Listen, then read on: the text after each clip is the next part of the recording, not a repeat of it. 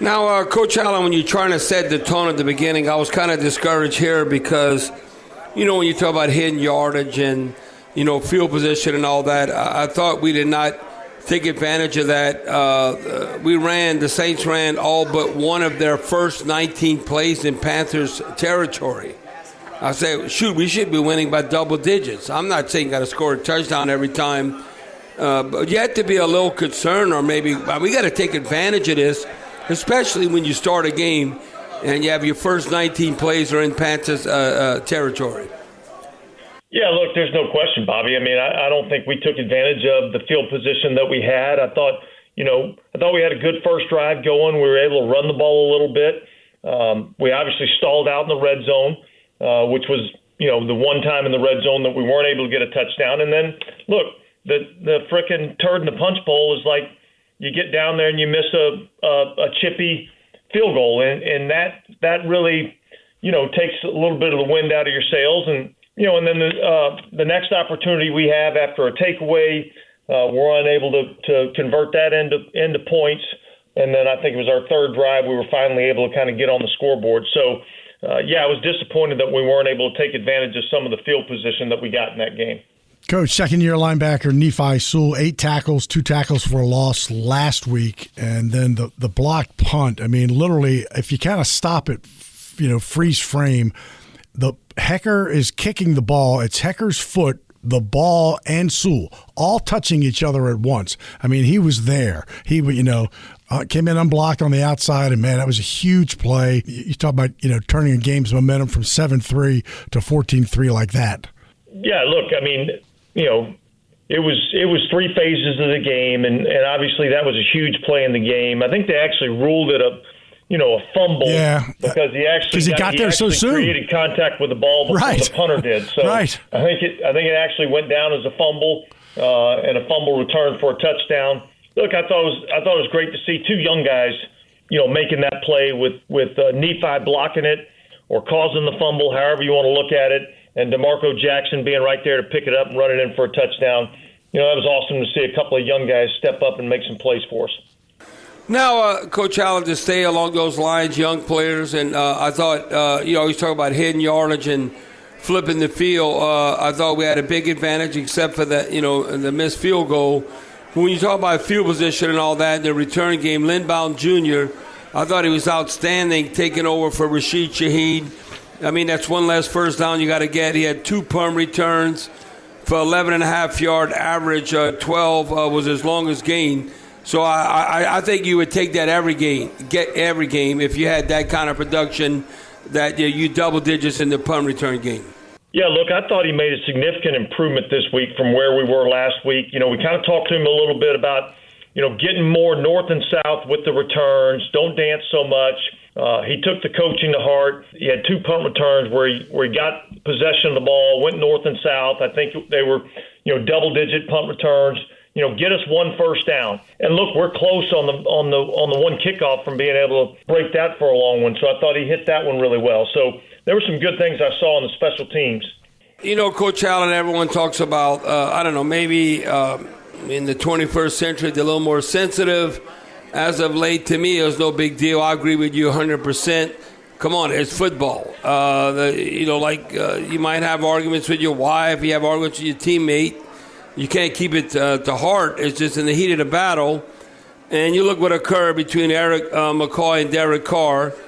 I mean, I thought you were right on here. These things these kinds of things happen on the field. I'm glad that both of them had the balls to stand up and fight. And then I wouldn't read too much into it, and then you just move on.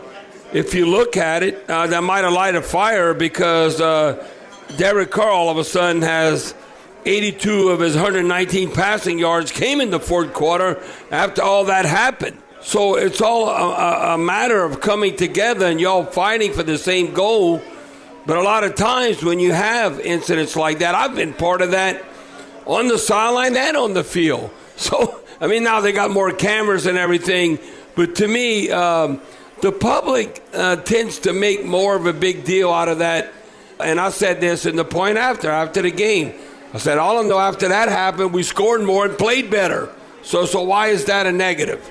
I mean, I look at it, and no one is going to pout and going to hold a grudge or their feelings hurt. I think it's football, and a lot of the fans have to understand that you're trying to compete at the highest level.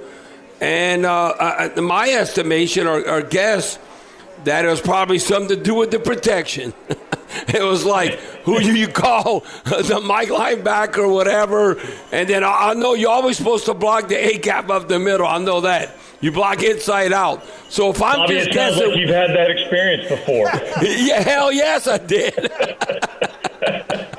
Exactly. Yeah, hey, look, obviously you'd rather that not happen, because usually when those things happen, they happen out of frustration when things aren't going the way that you want it to go. But sometimes those types of things kind of light a spark under everybody and kind of get everybody fired up a little bit. And I do think we played better after that. And so, look, it's something that it happened in the heat of the battle. You address it, you move on, and here we go. So I don't look too much into it more than that, and I think those guys are going to be just fine. Now, Coach, so one question, because I think I might have asked you this 2 weeks ago, but especially what he's done, because all of a sudden I'm having a flashback. Boy, it was a crucial third down, Derek Carr to Jimmy Graham. Ooh, that was a small window, and the bottom line is Jimmy Graham, a contested catch, he comes down with the ball. And right now he's had, 4 targets and 3 touchdowns, and it seems like 4 receptions. And the question I have for you is okay, you want the young guys to work out, whether it's Juwan Johnson, we just invested in him in a new contract, or whether it's Foster Moreau, we bring him on board from the Raiders. But right now, if Jimmy Graham's playing the best, I don't care if he's 47. If he's playing and he's getting it done, he should be the number one option for the tight end position right now, because we're in a production business, and we're trying to close out the season at a high level. And I think Derek Carr trusts Jimmy Graham. So, and I'm not hating on Juwan Johnson, Foster Moreau, none of those guys. But all I know is who's producing, given the opportunities with the targets. Yeah, look, I mean, and you're right. It's a production-based business, and Jimmy, the last couple of weeks, has had an opportunity, particularly down there in the red area, to make some plays, and he's taken advantage of those opportunities. And when you take advantage of opportunities, you usually get a few more. I think, the one seam route down there really was a hell of a throw and a hell of a catch. I think Derek put it right where it needed to be, and Jimmy made that contested catch that we need guys to be able to make. And that's the one thing that he's done throughout his career, is he's been able to make the contested catches, and particularly down there in that critical area of the field down in the red area. So pleased with what he was able to do. I thought the naked down there on the, close to the goal line on the touchdown play, I thought he did a great job of finding the void in the zone, settled in the void, made himself available to the quarterback. Derek put the ball on him, and we got the touchdown out of it.